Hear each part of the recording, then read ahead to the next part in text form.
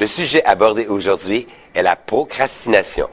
N'allez pas croire que c'est une maladie, quoique pour certaines personnes, cela en soit presque une.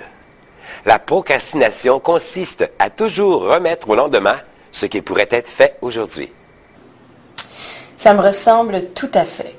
Pourtant, tu es toujours à temps pour la remise de tes dossiers. Oui, mais à quel prix? J'attends toujours à la dernière minute et quand le stress devient incontrôlable, là, je deviens folle de panique.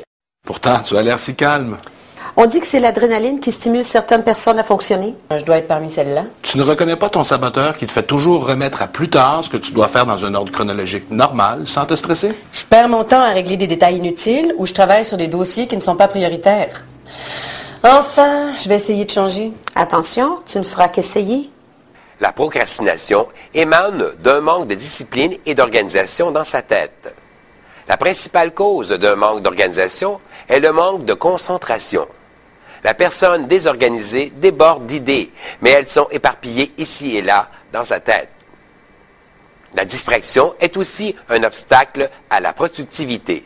Certaines personnes déplacent beaucoup d'air et donnent l'impression de travailler plus que les autres. Mais en fait, parce qu'elles sont distraites, elles sont toujours à la recherche d'occupation et n'accomplissent jamais les principales. En prenant conscience que c'est leur saboteur qui leur inflige une telle désorganisation, elles se doivent de porter une attention particulière à la planification de leur travail et se motiver à vivre calmement tout en éliminant le saboteur. Les résultats seront remarquables car elles bénéficieront alors de plus de temps libre. Le saboteur prend aussi une autre avenue pour activer la procrastination. Il devient voleur de temps, particulièrement pour les travailleurs autonomes. Pour un vendeur, le temps, c'est de l'argent. S'il gère mal ses pensées, il en résultera une mauvaise organisation du temps, un mauvais emploi de son temps, donc une perte de temps.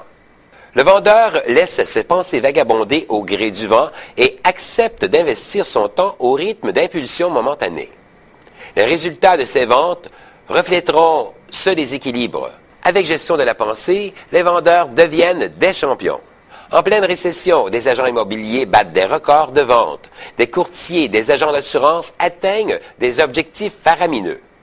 Des vendeurs de tous les domaines s'assurent une première place dans leur milieu. Je ne vous parle pas ici de cas isolés.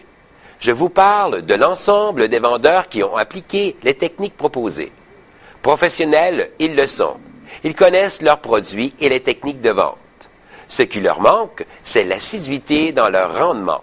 Avec gestion d'en pensée, ils ont en main le processus très simple et efficace d'utilisation des énergies. Leur secret est la récompense du bon gestionnaire.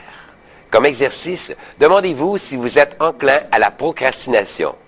Si oui, décidez de mieux vous organiser. Sinon, réfléchissez quand même à ce que vous pourriez améliorer. Vivez une merveilleuse journée. Ciao!